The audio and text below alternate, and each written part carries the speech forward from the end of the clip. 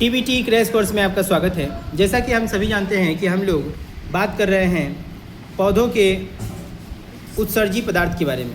जैसे कि मनुष्य जीव जंतु भोजन करते हैं तो उत्सर्जी पदार्थ के रूप में मलमूत्र का त्याग करते हैं और उस मलमूत्र का त्याग करने के लिए उसके अंदर अलग अलग बहुत सारे अंग होते हैं। तो उन अंगों से वे पदार्थों का अवशिष्ट पदार्थों का उत्सर्जन करते हैं। उसी प्रकार से पेड़ पौधे भी खाना बनाते हैं प्रकाश संश्लेषण क्रिया द्वारा, तो वे भी उत्सर्जी पदार्थों को अपने शरीर से बाहर निकालते हैं। अब उत्सर्जी पदार्थ में वे दो जगहों से अपना खाना बनाने के बाद उत्सर्जी पदार्थ को बाहर करते हैं। किससे तो वे अपनी पत्तियों द्वारा और अपने छाल द्वारा उसे बाहर करते हैं। तो आइए जानते हैं छाल में क्या होता है और पत्ती में क्या होता है।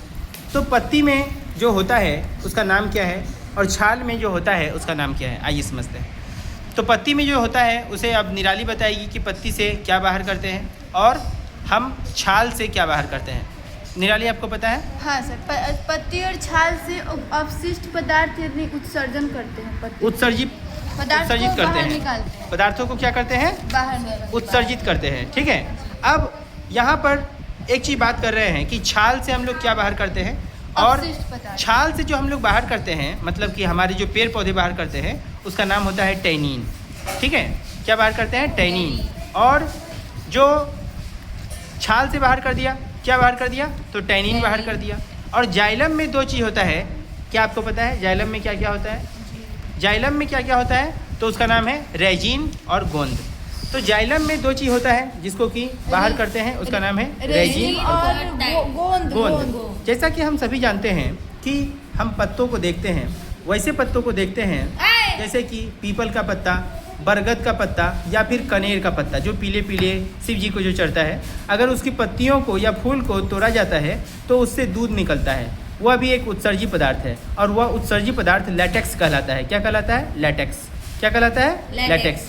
उसी प्रकार जैसे कि बबूल का पौधा का उत्सर्जी पदार्थ क्या है, तो बबूल के पौधे का उत्सर्जी पदार्थ है गोंद और बबूल के पौधे का उत्सर्जी पदार्थ है गोंद। तो आपको बताना है कि रेजिन जो निकलता है वह किस पौधे से निकलता है? चीर पौधे से। तो आंसर है कि चीर के पौधे से रेजिन निकलता है। किसके पौधे से? चीर के पौधे से।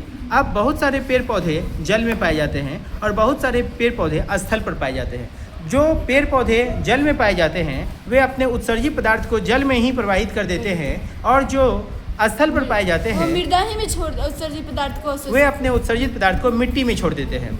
तो ये सभी बच्चों को जानना चाहिए कि पेड़ पौधे भी उत्सर्जित पदार्थ को छोड़ते हैं और कहाँ कहाँ किस किस तरह से वे अपने उत्सर्जित पदार्थ को बाहर करते हैं अपने पादप शरीर से। तो ये मैंने आपको बताया। थैंक यू बच्चों, आप मन लगा के पढ़ते रहिए और इसी तरह से कुछ इम्पोर्टेंट वीडियो हम आपके लिए बनाते रहेंगे। Thank you.